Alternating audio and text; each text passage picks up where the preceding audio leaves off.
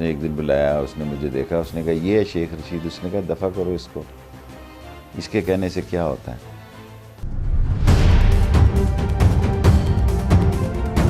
آج ہمارے ساتھ ایک اسپیشل مہمان ہے جن سے پورا پاکستان جب وہ بولتے ہیں اس کو سنتا ہے, اور ہر ایج کے لوگ, ہر طبقے کے لوگ ان کی بات کو بہت غور سے سنتے ہیں, بڑا بے لاگ تبصرہ کرتے ہیں. He never minces his words. تو شیخ رشید صاحب میں ذکر کر رہا ہوں. شیخ صاحب تھوڑا سا ذرا جو ہمارے بارڈر پر جو سچویشن ہے, ہمارے جو نیبرز ہیں ان پر بھی, کیونکہ آپ اس پر بات بھی کرتے ہیں, آپ کی نظر بھی رہتی ہے, کشمیر کا جو معاملہ ہے, مودی جس طرح سے چیزوں کو ہینڈل کر رہا ہے, میڈیا میں کرونا کی وجہ سے اب وہ چیزیں ویسے نہیں آ رہی, لیکن وہاں پر جو ظلم ہے, وہاں پر جو مسلمانوں کے ساتھ ظلم ہے, اور جو ایل او سی پر جس طریقے سے ہو رہا ہے, یہ آگے چل کر آپ کیا دیکھتے ہیں کہ کیا مودی کی سرشت میں پاکستان کے ساتھ ایک لڑائی شامل ہے, محدود ہو بڑی ہو, وہ یہ چھوٹے موٹے, کیونکہ یہ اس کی سپیچز دیکھیں نا, وہ کہہ رہے ہیں ہمارے پاس رافیل نہیں تھا, اب اس کے پاس رافیل آ گئے ہیں, اور پاکستان کے پاس کنونشنل آرم کی اتنی گنجائش نہیں ہے, اور لیڈرشپ ایسے ہی ہے. اب ٹرمپ ہو گیا, مودی ہو گیا, اور برٹش والا ہو گیا. اب دیکھیں نا, اب کوئی یہاں وہ کمال اتا ترک تو نہیں ہے, کوئی جمال ناصر تو نہیں ہے, یا اوچی من تو نہیں ہے, یا موزے تنگ تو نہیں ہے, اب ایسی ہے. سو ایک لڑائی ہو سکتی ہے کشمیر کے بارڈر پر, اور ضروری نہیں صرف کشمیر, کیونکہ اب یو پی اور سی پی بھی کشمیر بنتے جا رہے ہیں. مسلمان 22 کروڑ 24 کروڑ وہ پاکستان کی طرف دیکھ رہا ہے, اور اگر کوئی یو پی اور سی پی سے تحریک اٹھی تو وہ کشمیر سے زیادہ خطرناک ہوگی, کیونکہ وہ اس کے ہارٹ میں ہے. کشمیر الگ ہے ایک, اور کشمیر میں انہوں نے اپنی بہت ساری فوجز کو شامل کیا ہوا ہے, اور اگر کوئی انٹرنیشنل دہشت گردی کی آرگنائزیشن انڈیا میں چلے گئی تو یہ بھی پاکستان پہ ایک الزام لگ جائے گا, خام خواہ راہ چلتے الزام لگ جائے گا. کیونکہ آج کل مسلمان کا درد رکھ رہے ہیں. دنیا میں ایسی آرگنائزیشن ہیں جہاں مسلمانوں کے ساتھ ظلم ہو تو وہ وہاں ان کی مدد کو پہنچتی ہیں. ویسے جو دنیا ہے, جو عمران خان کی گورنمنٹ نے, اور اس وقت جو پاکستان کی فوجی قیادت ہے, انہوں نے جو طالبان کو امریکہ کے ساتھ بٹھا کے ایک ایگریمنٹ کرایا ہے, ہماری جو کریڈیبلٹی ہے دنیا کی نظر میں, وہ کچھ امپروو ہوئی ہے؟ دیکھیں, ہم نے بہتر طور پہ ڈیل کیا ہے, اور اصل مسئلہ یہ ہے کہ کیا افغانستان اس سارے مسئلے سے ایک بہتر طور پہ نکلتا ہے. پاکستان جو کچھ کر سکتا تھا اس نے کیا ہے. تو اس وقت انڈیا کو جو سب سے زیادہ تکلیف کی بات ہے کہ طالبان سے اس کے تعلقات نہیں ہیں, طالبان سے پاکستان کے تعلقات ہیں. سو وہ کوشش کرے گا کہ وہاں بھی اپنی کوئی تھوڑی بہت دسترس پیدا کرے, جو ہوتی دکھائی نہیں دیتی. لیکن افغانستان جو ہے وہ پاکستان نے ایک بڑا کلیدی رول ادا کیا ہے, اور اس وقت پاکستان کے عمران خان کے مسٹر شی سے بھی اتنے ہی اچھے تعلقات ہیں جتنے ٹرمپ سے ہیں. لیکن اگر شی اور ٹرمپ کا مسئلہ پیدا ہو گیا پھر پاکستان کے لیے مسئلہ پیدا ہو جائے گا. بڑی امپورٹنٹ بات کہی ہے شیخ رشید صاحب نے کہ اگر چائنا اور امریکہ کا مسئلہ ہوا تو پھر پاکستان کے لیے مسئلہ ہوگا, کیونکہ پرائم منسٹر کے اس وقت چائنیز پریزیڈنٹ اور امریکن پریزیڈنٹ کے ساتھ بہت اچھے تعلقات ہیں. ناظرین, ایک چھوٹا سا وقفہ, گفتگو کو جاری رکھیں.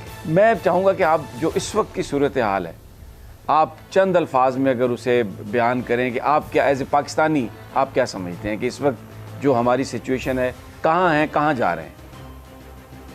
دیکھیں, اس وقت تو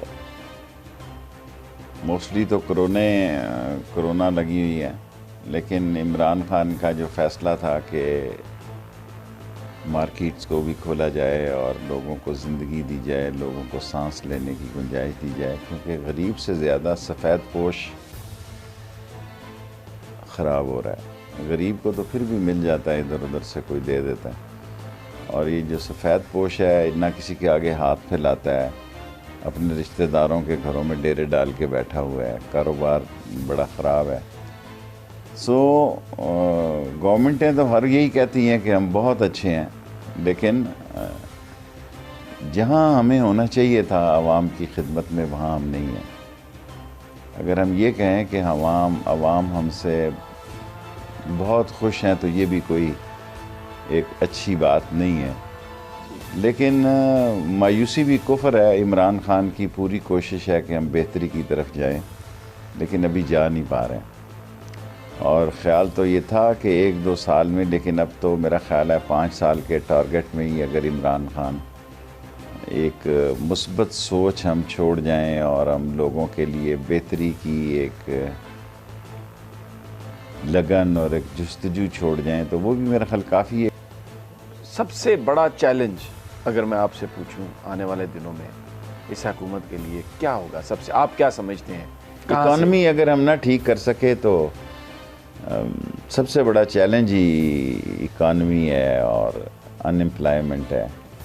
بڑے بڑے پڑھے لکھے بچے 10-10 اور 8-8 ہزار روپے پہ مہینے پہ اور 15-15 ہزار روپے پہ نوکری کے متلاشی ہیں، اور گھر میں چولہا نہیں جل رہا لوگوں کا. اور اس میں زیادہ تر جو ہے نا جی، کوئی ڈینٹر پینٹر ویلڈر کا مسئلہ نہیں ہے، وہ ٹھیک ہیں بالکل. یہ جو کنسیپٹ پایا جاتا ہے نا، غریب میں موچی، دھوبی، نائی، ڈینٹر پینٹر ویلڈر مکینک، اس کو نہ سمجھیں.